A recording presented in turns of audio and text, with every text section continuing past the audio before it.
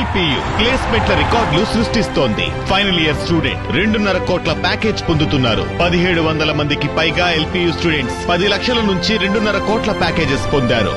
విద్యా విప్లవం ప్రారంభమైంది లవ్లీ ప్రొఫెషనల్ యూనివర్సిటీలో.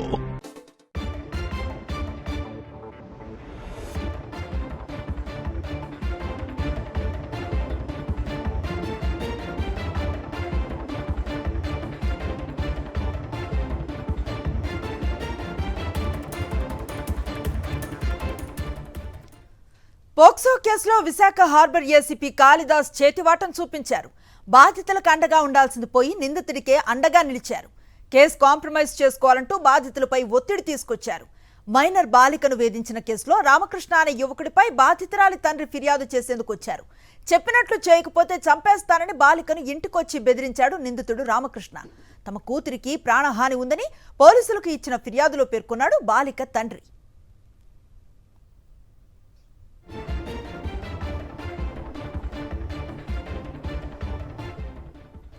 పోక్సో కేసు నమోదవకుండా సెటిల్ చేసుకోవాలని బాధితులపై ఏసీపీ కాళిదాస్ ఒత్తిడి తీసుకొచ్చారు. బాధిత కుటుంబం ఒప్పుకోకపోవడంతో పోలీస్ స్టేషన్లోనే బాధితురాలి తండ్రిపై దాడి చేశాడు నిందితుడు రామకృష్ణ. దాడి చేసినా బాధితులు వెనక్కి తగ్గలేదు. దీంతో స్థానిక సిఐ కేసు నమోదు చేశారు. ఏసీపీ అండ చూసుకొని పోలీస్ స్టేషన్లో నిందితుడు దాడికి పాల్పడ్డాడు. అండగా ఉండాల్సిన ఏసీపీ కాళిదాసు నిందితుడికి సహకరించడంపై బాధిత కుటుంబం ఆందోళన వ్యక్తం చేస్తోంది.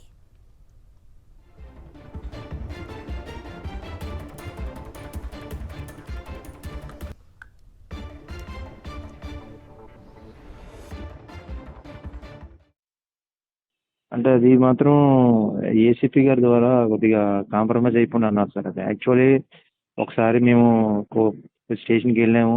సిఐ గారి ద్వారా మాట్లాడించి నెక్స్ట్ టైం నుంచి కలిస్తే ఏ విధమైన చర్యలు తీసుకోండి అని చెప్పి కూడా ఒక 100 రూపీస్ బాండ్ పేపర్ మీద రాసుకున్నారు.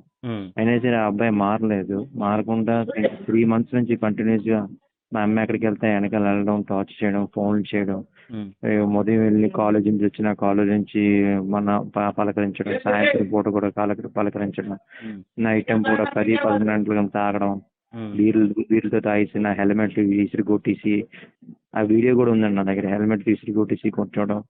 అలాగే మా ఇంటి ముందు మొన్న ఆదివారంలో మా ఇంటి ముందే బీర్ తాగుతూ మా అమ్మాయి నేను వస్తావా రావా, నువ్వు నాతో వస్తావా రావా, నువ్వు కానీ రాకపోతే అంటే అనవసరంగా బూతులు తిడుతున్నాడు, పంపించరా నా వెహికల్ నా దగ్గర పంపించండి, మీ అందరిని చంపేస్తాను, మీ అమ్మని చంపేస్తాను, మీ నాన్న చంపేస్తాను బేబర్స్గా వాడిని. అందువల్ల నేను కేసు పెట్టాల్సి వచ్చింది. కానీ ఏసీపీ గారు మాట్లాడింది మాత్రం బాగోలేదు సార్.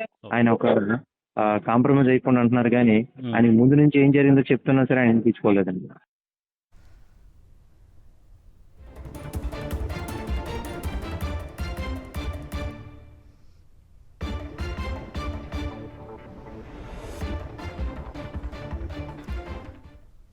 బాధితురాలి తండ్రి వెర్షన్ అది. తామెంత చెప్పినా కూడా తమ వైపు నుంచి ఇబ్బందిని గమనించకుండా తమపైనే ఒత్తిడి తెస్తున్నారు ఏసీపీ అని ఆయన చెప్తున్న వాయిస్ నోట్ను మనం ఎంతసేపు విన్నాం.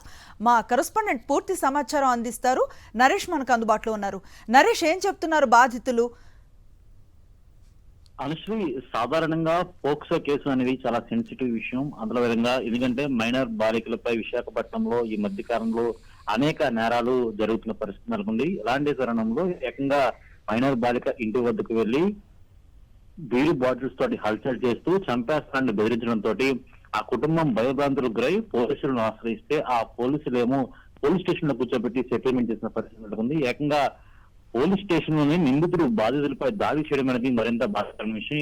ఈ దాడి ఘటనకు సంబంధించి పూర్తి స్థాయిలో ఆ బాధితులు కూడా మనకు వెల్లడించిన వివరాలు కూడా చూసాము. అదే పోలీస్ స్టేషన్ లోనే ఏకంగా తమపై దాడి చేశారని, అదేవిధంగా హార్బర్ ఏసీపీ తమను ఈ కేసుకు సంబంధించి సెటిల్మెంట్ చేసుకోవాలని, కేసు నమోదు చేయకుండా చూసి విత్డ్రా చేసుకోవాలంటూ కూడా తమపై తీవ్రమైన ఒత్తిడి తీసుకొచ్చారని కూడా ఆయన చెప్తున్న పరిస్థితి నెలకొంది. అయితే పూర్తిగా కూడా ఈ ఘటన విశాఖపట్నంలోని 1 టౌన్ పోలీస్ స్టేషన్ పరిధిలో చోటు చేసుకుంది. 1 టౌన్ పోలీస్ స్టేషన్ పరిధిలో నివాసం ఉంటున్న మైనర్ బాలికపై రోజు ఆగతాయి వేధింపులు ఎక్కువైపోవడం, అదేవిధంగా తను చెప్పినట్టు వినకపోతే చంపేస్తానంటూ కూడా నిందితులు బెదిరించడంతో పోలీసులను ఆశ్రయించారు బాధితులు. ఈ ఘటనకు సంబంధించి ఇప్పుడు కేసు కూడా నమోదైంది. అతను నిందితుడిని రిమాండ్ కూడా చేయడం జరిగింది. అయితే పూర్తిగా కూడా ఏదైతే పోక్సో కేసులో ఇప్పుడిప్పుడే ఈ మధ్య కాలంలోనే చాలా వరకు భయం వదిలి కొంతమంది తల్లిదండ్రులు నేరుగా పోలీస్ స్టేషన్ వచ్చి ఫిర్యాదులు ఇస్తున్న పరిస్థితి నెలకొంది. అలాంటి ఫిర్యాదులు ఇస్తున్న సమయంలో కూడా పోలీసులు ఈ విధంగా వ్యవహరించడంతో ఆ భయభ్రాంతులకు గురవుతున్న పరిస్థితి నెలకొంది. ఒకవైపు బాధితులు పూర్తి స్థాయిలో కూడా పోలీస్ స్టేషన్ కి వెళ్లి ఫిర్యాదు ఇవ్వడానికి చూస్తే అది సెటిల్మెంట్ చేసుకోవాలని నిందితుల తరపు నుంచి మాట్లాడడం అనేది బాధితులను మరింత కుంగదీస్తుంది. ఈ ఘటనకు సంబంధించి ప్రస్తుతం విశాఖపట్నంలో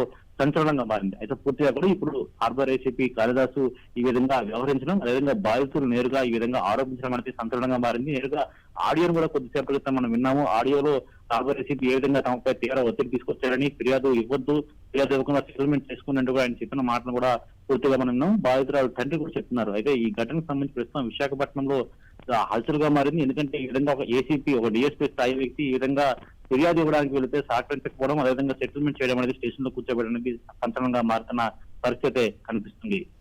రైట్, థ్యాంక్ యూ నరేష్.